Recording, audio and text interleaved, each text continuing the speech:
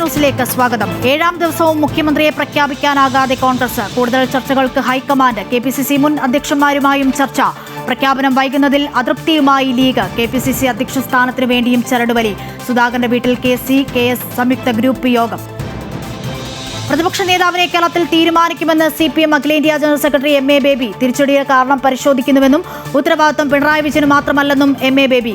പ്രതിപക്ഷ നേതാവാകുമോ എന്ന ചോദ്യത്തിന് നമുക്ക് പിന്നെ കാണാമെന്ന് പിണറായി വിജയന്റെ മറുപടി. സംസ്ഥാനത്ത് വേനൽ മഴ ശക്തമാകുന്നു. ശ്രീലങ്കൻ തീരത്തിന് സമീപം ന്യൂനമർദ്ദം 2 ചക്രവാത ചുഴികൾ. അടുത്ത 5 ദിവസങ്ങളിൽ ഇടിമിന്നലോടുകൂടിയ മഴയ്ക്കും ശക്തമായ കാറ്റിനും സാധ്യത.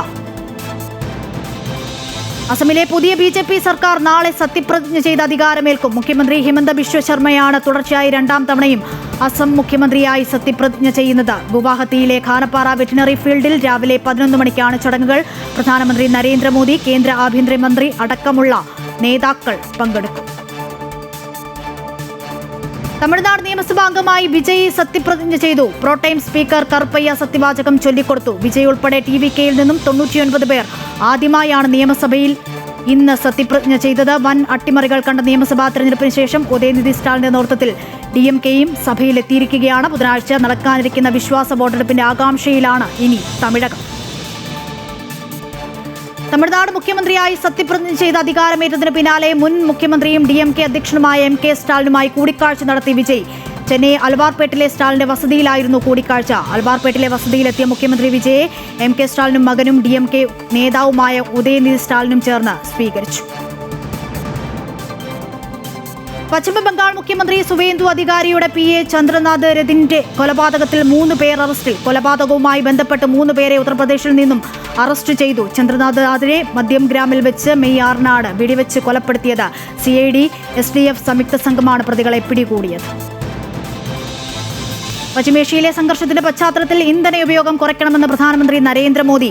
വർക്ക് ഫ്രം ഹോം രീതി വീണ്ടും പ്രോത്സാഹിപ്പിക്കണമെന്നും പൊതുഗതാഗത സംവിധാനം ഉപയോഗിക്കണമെന്നും പ്രധാനമന്ത്രി.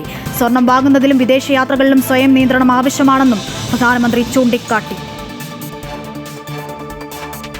NEET UG പരീക്ഷയിലെ ക്രമക്കേട് പരാതിയുമായി ബന്ധപ്പെട്ട് രാജസ്ഥാൻ പോലീസിന്റെ അന്വേഷണം കേരളത്തിലേക്ക്. കേരളത്തിൽ MBBS പഠിക്കുന്ന രാജസ്ഥാനിലെ ചുരു സ്വദേശിയായ വിദ്യാർത്ഥിയെ കേന്ദ്രീകരിച്ചാണ് അന്വേഷണം.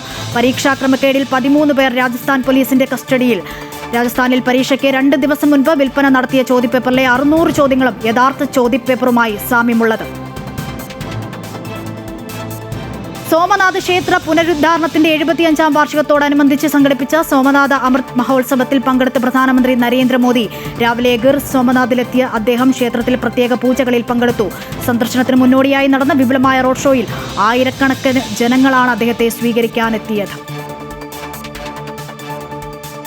പശ്ചിമേഷ്യൻ യുദ്ധം അവസാനിപ്പിക്കാൻ ഇറാൻ മുന്നോട്ട് വെച്ച സമാധാന നിർദ്ദേശങ്ങൾ തള്ളി US പ്രസിഡന്റ് ഡൊണാൾഡ് ട്രംപ്. യുദ്ധം ഉടനടി അവസാനിപ്പിക്കണമെന്നും അമേരിക്കൻ നാവിക ഉപരോധം പിൻവലിക്കണമെന്നുമുള്ള ഇറാന്റെ ആവശ്യത്തോട് ട്രംപ് കടുത്ത ഭാഷയിൽ പ്രതികരിച്ചു.